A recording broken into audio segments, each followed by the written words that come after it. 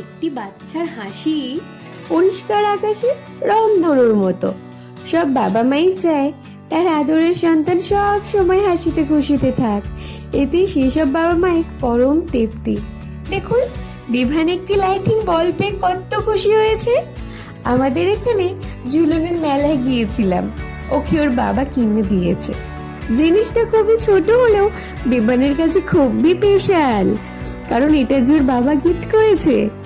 জানেন, বলটা নিয়েই ও ঘুমাতে গেছে।